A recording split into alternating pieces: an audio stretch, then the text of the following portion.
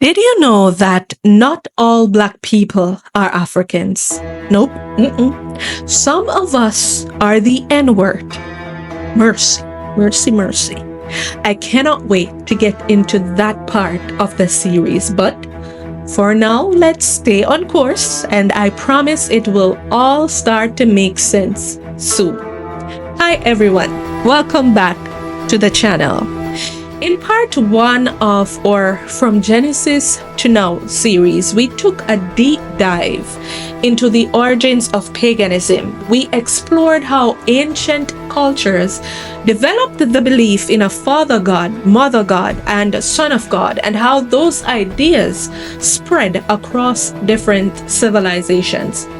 If you're still wrestling with the idea that Christianity might have borrowed from ancient Egyptian religious practices, you're not alone. It's a big topic, and many people haven't been exposed to the full picture as yet. That's why this series is here. That's what it's all about, helping you uncover the truth that's been right in front of us all along. So today, we're going to push forward in our exploration of the Bible, history, and its religion. And if you're serious about understanding Christianity's true origins, then you must understand the children of Israel. This nation is key to everything, and while many debate the existence of Jesus, one thing that is undeniable is the historical existence of the children of Israel. Their story is foundational to understanding not only the Bible, but the course of history itself. There's too much evidence backing their existence for anyone to dismiss their importance. So, let's dive deeper into the story. In part one, we focused on the line of Ham, one of Noah's sons. We talked about how Ham's descendants spread into different regions and played key roles in ancient civilizations. If you missed that video, make sure to check it out before moving forward, because it lays a crucial foundation for everything we're going to discuss. Today, we're switching gears a bit, and we're turning our focus to another of Noah's sons, Shem. Shem's lineage is where the story of Israel begins to unfold, and from his line came a man named Abraham, who later became known as Abraham. Genesis 11 provides a complete list of Shem's lineage. Abraham is a central figure in Christianity and the foundation of the children of Israel. So it's safe to say understanding Abraham is crucial. Abraham wasn't just another person in the Bible. God made him a huge promise. He told Abraham that he would make him into a great nation and that the entire world would be blessed through his descendants. And here's the kicker: kings would come from his line. Now, you don't have to be a biblical scholar to recognize the clear foreshadowing here. This promise points directly to Jesus. Jesus' lineage traces back to Abraham, fulfilling this covenant in ways that the world could never have expected. But before we jump ahead, let's pause for a moment and really take in the gravity of this covenant. Story shows us that the Bible isn't just a collection of stories. It's a historical record of promises made and promises kept.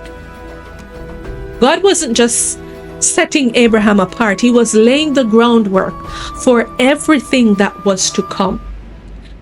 Now, Abraham had two sons, Ishmael and Isaac. And this is where the story gets even more fascinating. Ishmael, Abraham's first son, went on to become the father of a great nation himself, which many believe to be the ancestors of the Arab people.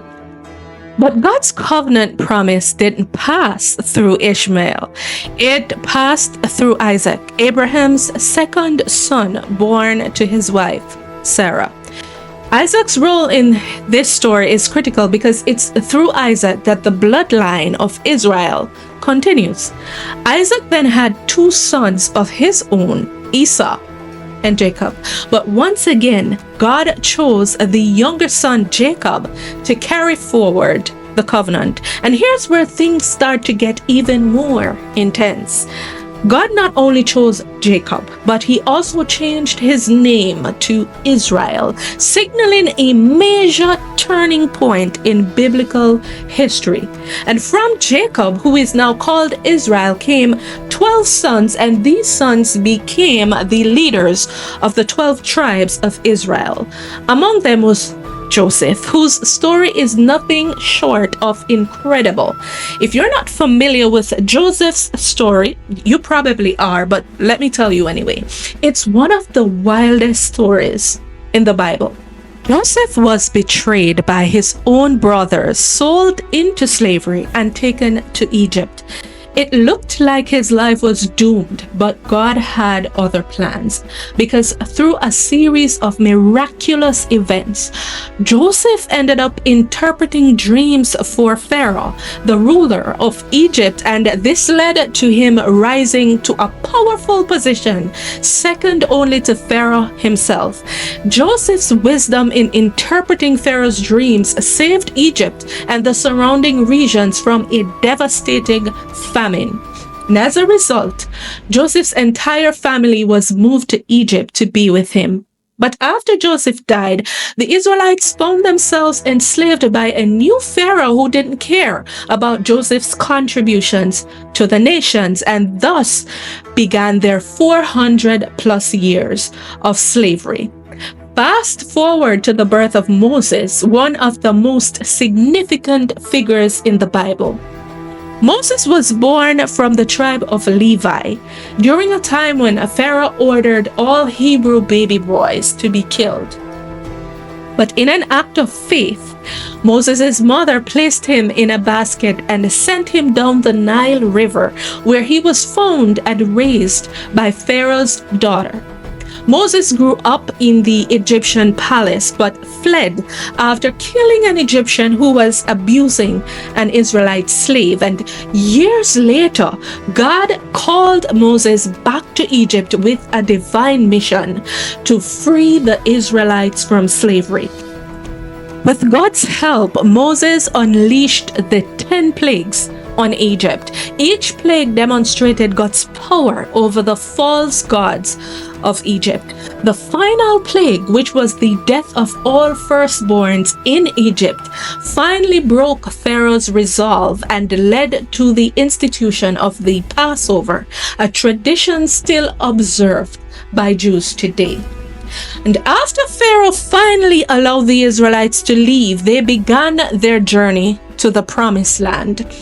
Along the way, they encountered countless challenges, but it was during this journey that God gave Moses the 10 commandments and established the laws of Moses.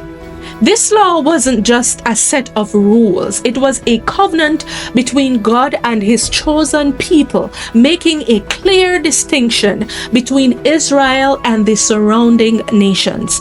God made it clear that Israel was to worship him and him only. They were to have nothing to do with the pagan gods of the other nations, making a stark contrast between monotheism and polytheism that was rampant during that time. Here are the key takeaways from today's video. Number 1.